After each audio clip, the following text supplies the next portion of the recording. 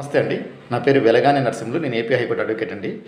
నేను ఈరోజు మీతో డిస్కస్ చేయబోయే చిన్న విషయం ఏంటంటే, రీసెంట్గా మనం హైదరాబాద్లో రిపీటెడ్గా చూస్తున్నాను. హైడ్రా వల్ల చాలా ఏరియాస్లో ఇల్లీగల్ కన్స్ట్రక్షన్స్ని డెమాలిషన్ చేస్తున్నారు అనేది ఇక్కడ కాన్సెప్ట్.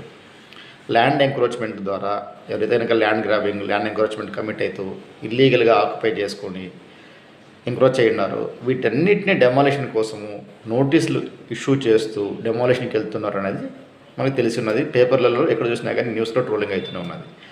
కానీ యాజ్ ఎ లాయర్గా చూసేదానికన్నా యాజ్ ఎ లాయర్గా ప్లస్ యాజ్ ఎ ఆర్డినరీ మ్యాన్గా రెండుగా మనం ఎక్స్ప్లెయిన్ చేద్దాం దీన్ని.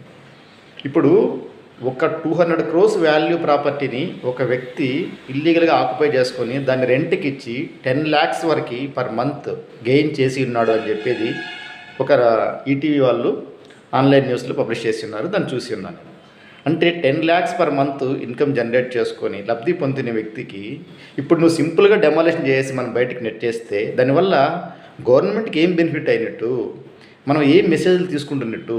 అలా కాదు. లాలో ఉండే లూప్ హోల్స్ని అడ్డపెట్టుకొని ఎవరైతే కనుక అన్యాయం చేయాలి, అన్యాయంగా డబ్బులు ఆర్జించాలి అన్న వ్యక్తులు చాలా ఈజీగా బెనిఫిట్ అవుతున్నారు. అలా కాకుండా స్ట్రింజెంట్ యాక్షన్స్ తీసుకోవాలి. అంటే లాలో ఉండే లూప్ హోల్స్ని బైపాస్ చేస్తూ వాళ్ళు ఏమన్నా బయటపడతారా అనేది చూసుకొని అటువంటి సందర్భాల్లో ఏం చేయాలంటే అన్నిటికీ ఒకే విధంగా లేకుండా ఏదైతే జీవోలో ఆ కోడిఫై చేసిన దాని విషయం పైన ఈ పీనల్ అమౌంట్ ఎంతైతే ఉన్నదో కొన్ని 100 రెట్లు వేయాలి. ఇప్పుడు వాల్టా యాక్ట్ ప్రకారం వాల్టా యాక్ట్ కింద కానీ లేకుంటే కనుక జిహెచ్ఎంసీ యాక్ట్ బేస్ చేసుకొని లేకుంటే ల్యాండ్ ఎంక్రోచ్మెంట్ యాక్ట్ బేస్ చేసుకుని ఎక్కడ చూసినా కానీ 1 or 2 lakhs అంటే ఫైన్ ఉండదు. కాబట్టి అలా కాకుండా అబ్నార్మల్గా 10 lakhs తీసుకుంటున్నారు అని చెప్పి మీడియాలో ఇక్కడంతా వచ్చింది కదా, ల్యాండ్ వర్త్ అబౌట్ 200 crores అని చెప్పారు కదా. అలా అంత ల్యాండ్ను ఆక్యుపై చేసుకున్నప్పుడు అతను సుప్రీంకోర్టు వరకు వెళ్ళారు. ఇమీడియట్గా ఇక్కడ కేసు వేసి ఇక్కడ నోటీస్ ఇచ్చిన మరుక్షణం సుప్రీంకోర్టు వరకు వెళ్ళిపోయారు. అంటే ఏంది, ఎంత ఇన్వెస్ట్మెంట్ అయినా చేయగలుగుతారు, ఏదైనా కానీ అదే సామాన్యుడు పోగలుగుతారా?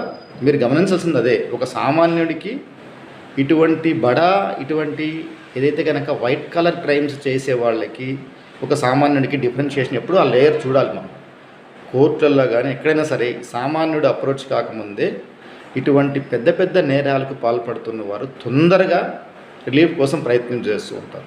కాబట్టి వీటిని దృష్టిలో పెట్టుకొని వీటిని ఎలా కరెక్ట్ చేయాలి, వీటిలోంచి ఎలా ఓవర్కమ్ కావాలి అని చెప్పి తీక్షణంగా ఆలోచన చేసి బీయింగ్ ఏ బ్యూరోక్రాట్స్ డెప్త్గా రీసెర్చ్ చేసి ప్రణాళికాబద్ధంగా ముందుకు పోగలిగితే కనుక ఇటువంటి వాటిని ఈజీగా ఓవర్కమ్ అయ్యేదానికి అవకాశం ఉంటుందని చెప్పి తెలియజేస్తున్నాను. నమస్తే అండి, ఉంటాను.